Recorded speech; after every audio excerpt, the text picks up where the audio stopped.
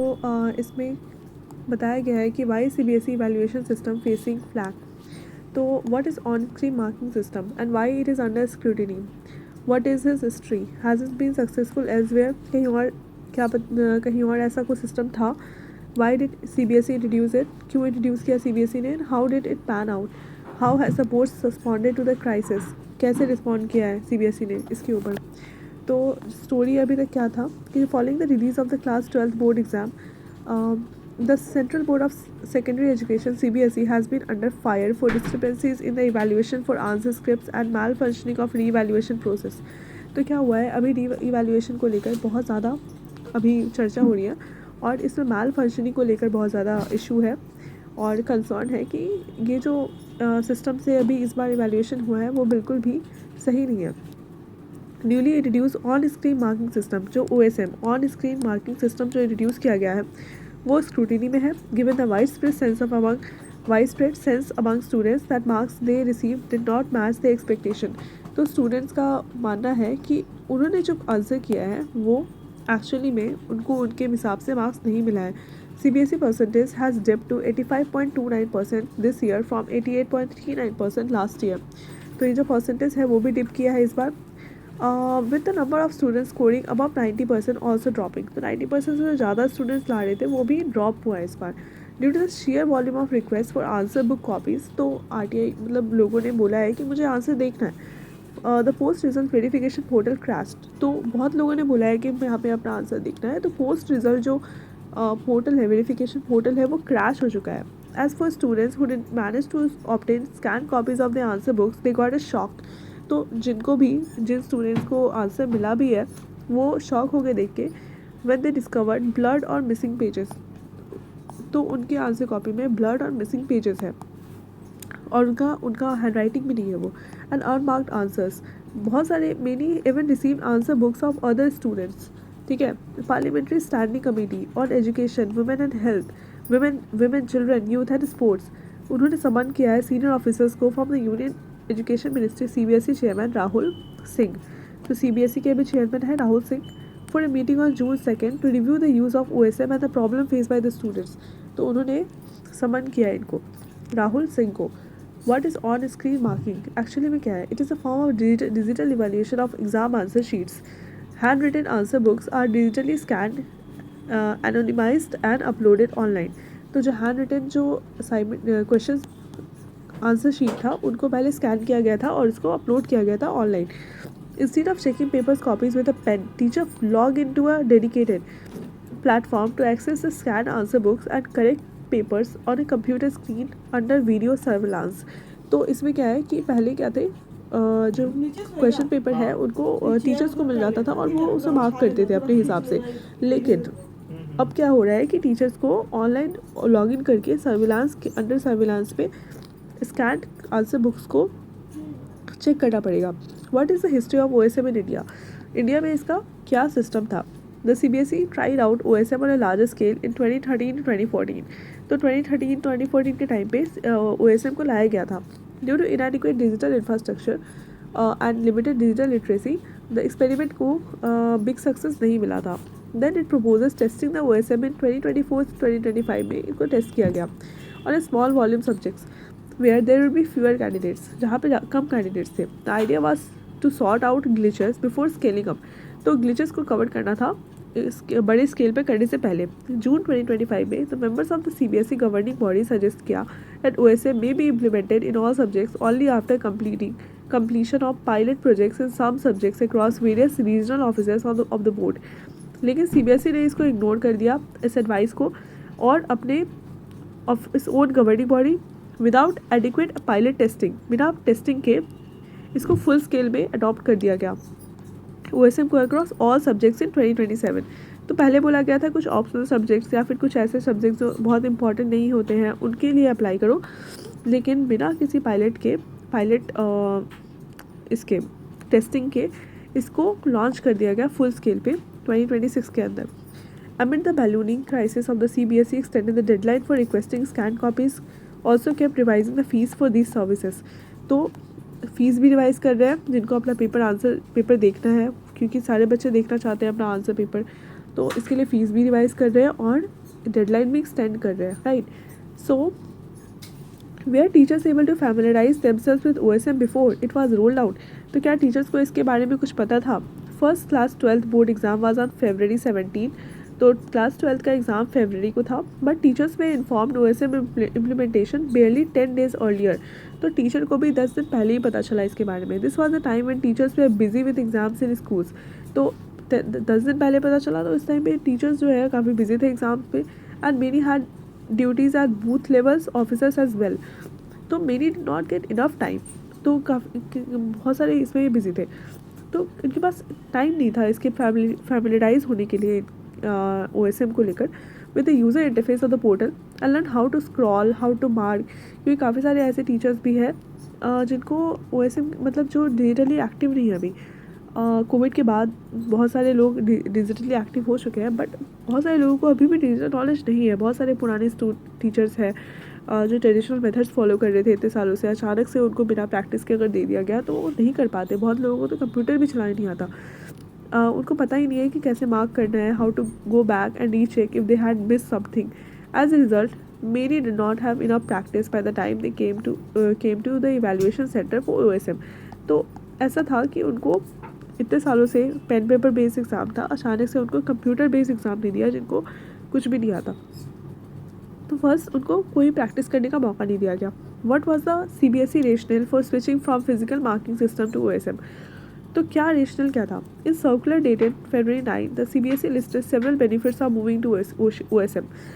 तो 9 फरवरी को उन्होंने बोला कि OSM में आने में बहुत सारा फ़ायदा है.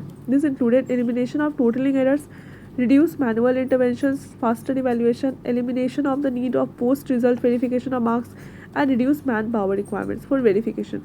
So basically यहाँ पे बोला गया है कि मैन पावर को रिड्यूस करने के लिए, ठीक है, फास्टर इवेल्यूएशन के लिए, वेरिफिकेशन ऑफ मार्क्स के लिए, तो ये बहुत इंपॉर्टेंट था. But these benefits do not materialise. So class 12th exam were given by 17 lakh students ने दिया था. This mean that 98 lakh answer books और 40 crore pages had to be manually scanned in record time. These also had to be checked for legibility before being made available for evaluation.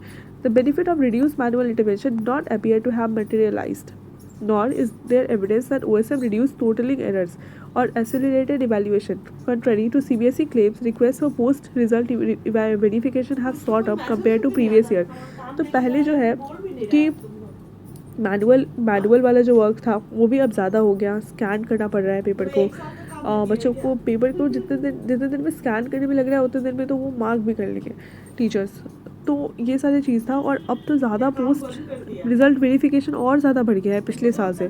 तो शायद ये होगा कि post verification बढ़े ताकि बच्चे पैसे दें और ताकि उनका फ़ायदा हो. कुछ भी हो सकता है, बट पोस्ट वैल्यूएशन तो होना ही नहीं चाहिए. क्यों पोस्ट वैल्यूएशन होना, वो भी पैसे दे के? ये तो कोई बात ही नहीं है. Has OSM been use successfully elsewhere. क्या OSM कहीं और भी यूज़ हुआ है? Yes, it has been used successfully by exam boards such as Cambridge, UK, and International Macaulay IB in the countries such as Singapore and Australia. लेकिन but these have far fewer exam centers and students are more centralized scanning infrastructure than CBSE. OSM has been known to work well in an ecosystem of well-resourced, digitally ready private schools such as those under Cambridge IB. In contrast, the CBSE 32 affiliated schools include government, rural and semi-urban schools with uneven digital infrastructure and teacher training. तो basically private and government schools को मिला दे तो अच्छे से वहाँ पे तो infrastructure भी नहीं है और ना ही वहाँ पे कंप्यूटराइज्ड कोई इन्वायरमेंट है. एक तो कंप्यूटर लैब होता है जिसमें भी स्टूडेंट्स ज़्यादा जाते नहीं हैं. टीचर्स तो बिल्कुल भी वहाँ पे, बहुत सारे टीचर्स को बिल्कुल ही डिजिटल अवेयरनेस है ही नहीं. तो इसके बाद UK कैम्ब्रिज वगैरह में है, बट वो इंडिया में इतने सारे स्टूडेंट्स को लेकर तो नहीं हो सकता. कॉलेज में हो सकता है क्योंकि वहाँ पे पॉपुलेशन, स्टूडेंट्स का पॉपुलेशन कम होता है. बट कॉलेज स्कूल्स में तो वो भी इंडिया में 17 से 18 लाख, इससे भी ज़्यादा स्टूडेंट्स एग्ज़ाम देते हैं और ये काफ़ी ज़्यादा इंपॉर्टेंट एग्ज़ाम होता है. तो what is the controversy with the firm contracted to deliver OSM for CBSE. तो कौन थे? अपोजिशन लीडर्स राहुल गांधी बोलते हैं, अलर्ज करते हैं कि corruption in CBSE selection of COE MBT.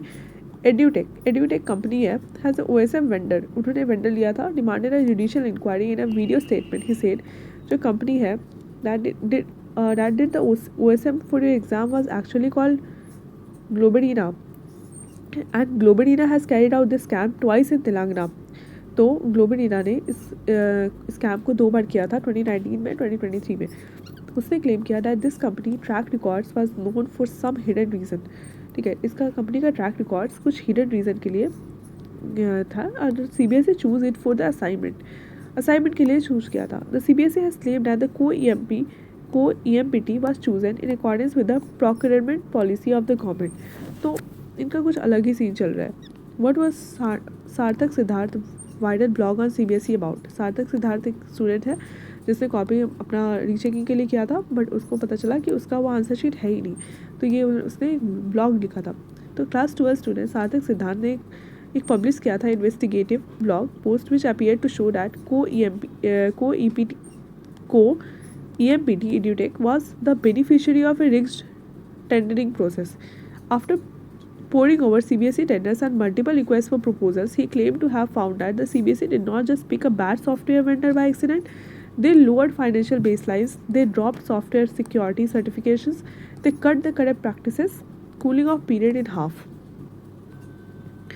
and they removed the physical server and isolation requirement. They erased the word blacklisting from their penalty matrix via last-minute corrigendum before binding, and they bypassed their own mandatory CERT in production audits. They gambled with our data security, our marks, and our mental health. Okay, what were the problems with the re-evaluation portal? क्या problems था? CBSE portal for obtaining copies of answer sheets went live on 19th May को live हुआ था. As more than 4 lakh students requested scanned copies of answer sheets, the portal crashed, forcing CBSE to put the site under maintenance. ठीक है? Now, how did the CBSE respond? कैसे respond किया? Amid the ballooning crisis, the CBSE extend किया the deadline for requesting scanned copies and also kept revising the fees for these services. Fees भी revise कर रहे हैं और request किया है कि हम डेडलाइन बढ़ा देते हैं. Leading to confusion among parents and students. काफ़ी ज़्यादा कन्फ्यूजन हो गया है पेरेंट्स और स्टूडेंट्स के मन में. Following a public upload, it began responding individually on social media to affected students. It robbed in spurs from the Indian Institutes of Technology, Madras and Kanpur to resolve the technical challenges, and has announced that the design portal for verification and evaluation will now go live from June 1st to ensure a transparent and glitch-free process. Meanwhile, it has also launched a public relation campaign by circulating a social media message to kit to school principals directing them to post these defending OSM and CBSE. तो defend करने के लिए message वगैरह भेज रहे हैं. These included a statement describing CBSE as a highly proactive, empathetic and communicative regarding these teething issue. ठीक है. सो आई डोंट नो क्या हो रहा है, बट ये एक एक्टिविस्ट है जो कि स्लोगन रेस कर रहे थे aliasing irregularities in the CBSE on screen marking system new Delhi में.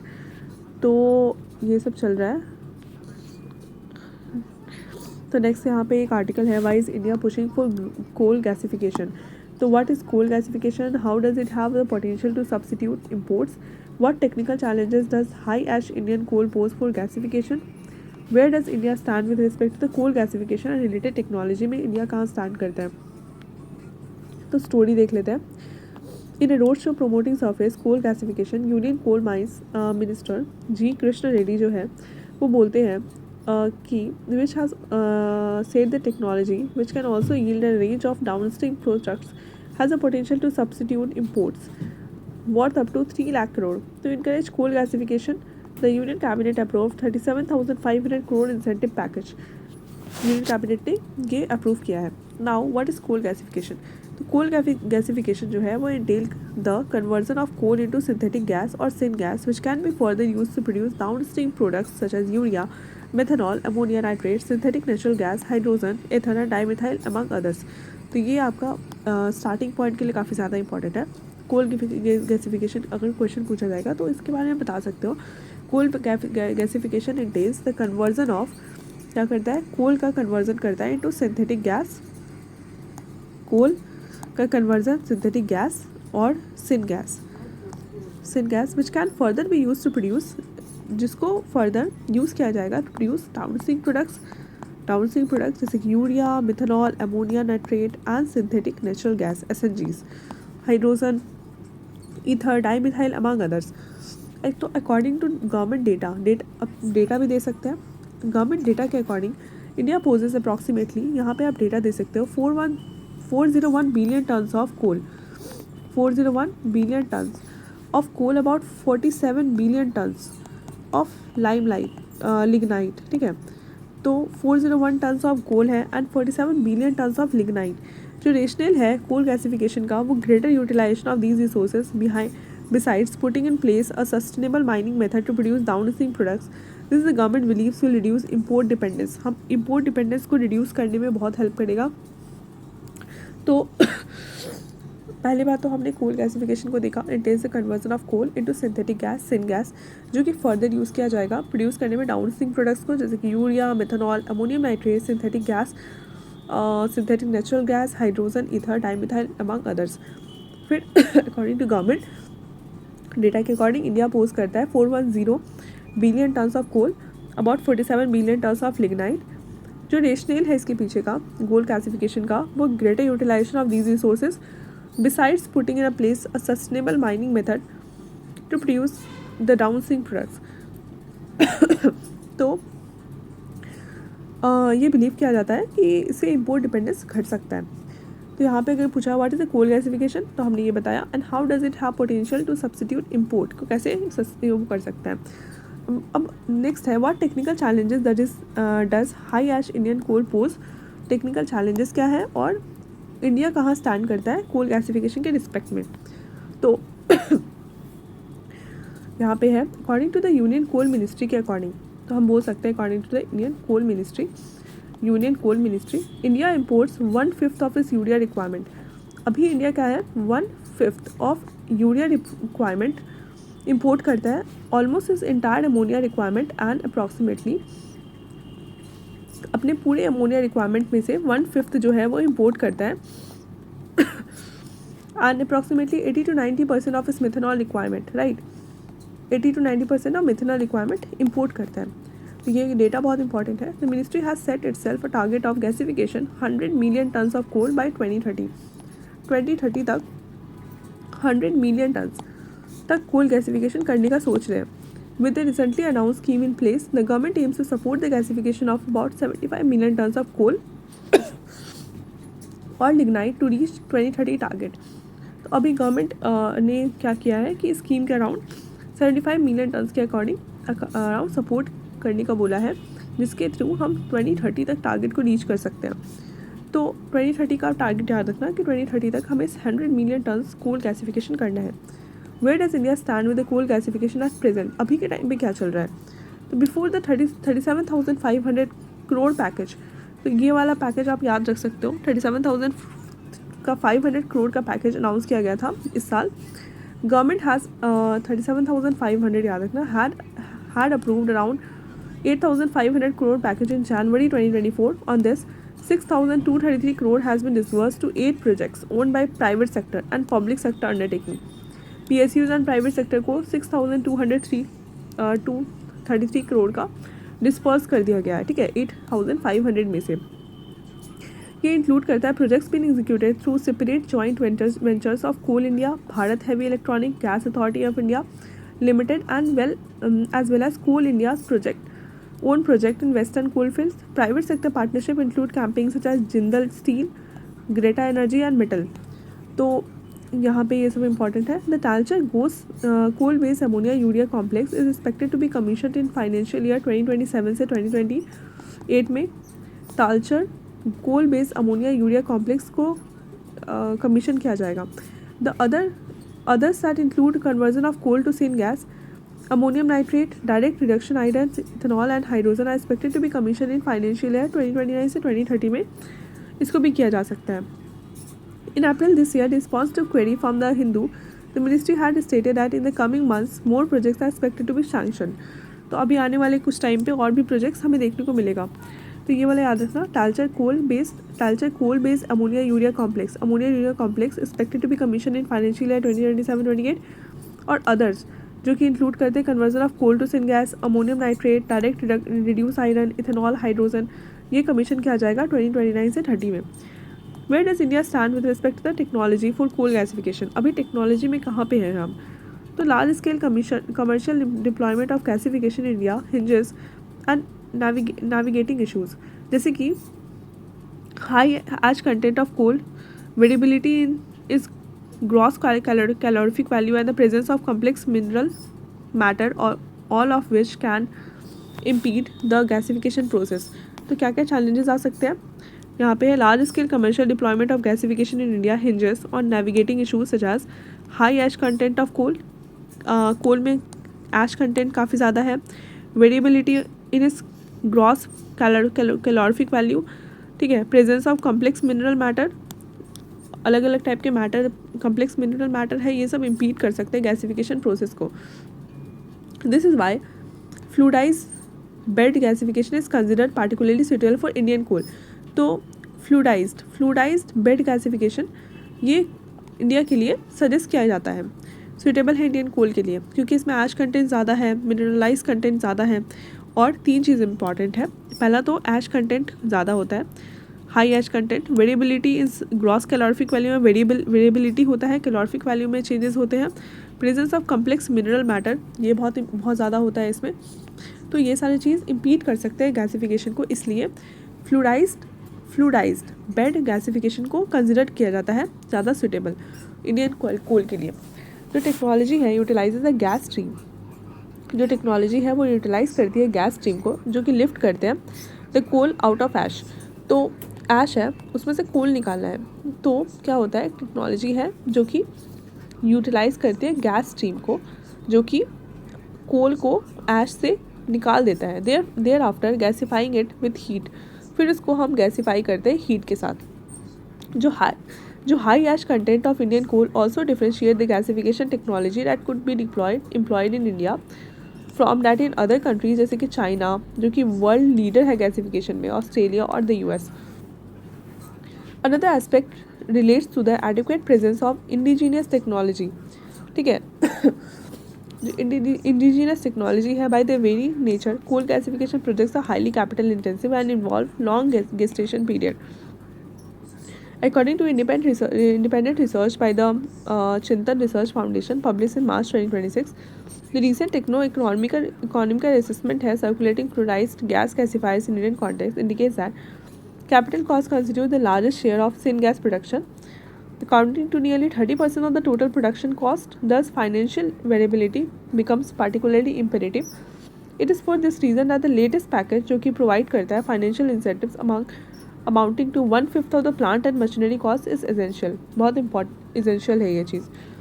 For perspective, state-owned Bharat Heavy Electrical Limited has deployed their pressurized fluidized bed gasifier technology tailored specifically to handle high ash content and variability in Indian coal. Additionally, according to the NITI Aayog, 16 facilities are capable of producing all critical components. 16 facilities को capable है critical components को produce करने में required for gasification. In private sector में Jindal steel limited and Greater Energy Metal have been able to indigenize about 80 to 90% of their production. वो indigenize कर सकते हैं. Naveen Ahlawat, head of sustainability and decarbonisation, Jindal Steel, said it indigenization technology will save cost. Your project cost will come down to 30 to 40%. At its maturing stages, coal gasification may still require technological imports चाहिए होगा. It for this reason that industry has also sought the government consideration of exemptions from the provision of Department of Promotion of Industry and Internal Trade for acquiring necessary technologies, especially from China. Officials say that ministry would support participants in securing clearance for technology imports through a regular requirement will continue. तो कुछ हमें बाहर से भी लेना पड़ेगा और कुछ इंडिजनाइज कर सकते हैं हम, लेकिन अभी इनका कहना है कि हम अगर खुद का करें तो 30 to 40% हम कॉस्ट को सेव कर पाएंगे, बट हमें चाइना वगैरह से हेल्प लेनी पड़ेगी. सो ये है हमारा टोटल पॉइंट. तो अभी क्या है कि 401 turns of coal and 47 billions of tons lignite. Rational क्या है, हमें क्या करना है कि हमें 100 बिलियन टन्स कोल गैसिफिकेशन करना है, 2030 का टारगेट है. सो चैलेंजेस क्या है कि हमारे जो इंडियन कोल में उसमें कैलोरीफिक वैल्यू ज़्यादा होता है, ऐश कंटेंट ज़्यादा है, वेरिएबिलिटी ग्रॉस कैलोरीफिक वैल्यू ज़्यादा होता है। इसकी वजह से हमें लिक्विफाइड बेड गैसिफिकेशन का यूज़ करना पड़ेगा। तो उसके लिए टेक्नोलॉजी वगैरह जो भी चीज़ है, कौन कौन से प्राइवेट एंड PSUs कनेक्ट कर रहे हैं, तो वो भी बताया गया है। सो या that will be the total article. State where America stalled. तो यहाँ पे एक मैप दिया है जिसमें कुछ बताया गया है कि ये बहुत इंपॉर्टेंट टाइप लग रहा है। इसमें स्टेट है, यहाँ पे देख सकते हो कि ओमान है, फुजायरा, सुहार, मुस्कट, चाबार, ये सारे पोर्ट लग रहे हैं। यहाँ स्टेट ऑफ हॉर्मुज़ है, ये स्टेट ऑफ हॉर्मुज़ है, ओमान है, Dubai UAE, Qeshm islands, Bandar Abbas, Islamic Revolutionary Guard Corps area of control, ठीक है, and the Iran's newly established Persian Gulf strait authority, PSGA reforms claims and extended westwards, Pakistan है, ठीक है। Iran has discuss partnership with Oman, तो Iran कहाँ पे है, Iran ये है, ओमान के साथ पार्टनरशिप किया है। Establish a system charging fees for vessels passing through the state of Hormuz, ignoring Trump's warning against them. तो यहाँ पे जो भी शिप वगैरह पास होगी तो उससे कुछ चार्जेस लेंगे। ट्रम्प ने वार्न किया था ऐसा कुछ नहीं होगा, बट फिर भी उसके खिलाफ जाकर ये करने वाले हैं। तो ये काफ़ी ज़्यादा इंपॉर्टेंट टॉपिक लग रहा है, ये हम कल डिस्कस करेंगे। The waterway connecting the Persian Gulf to the Arabian Sea. तो स्टेट ऑफ हॉर्मुज़ क्या है, ये स्टेट जो है state of Hormuz person gulf को अरेबियन सी से जोड़ता है। Has emerge the most consequential battle round of US-Israel's war on Iran, with Tehran effectively taking control on the route, rattling energy markets and global economy.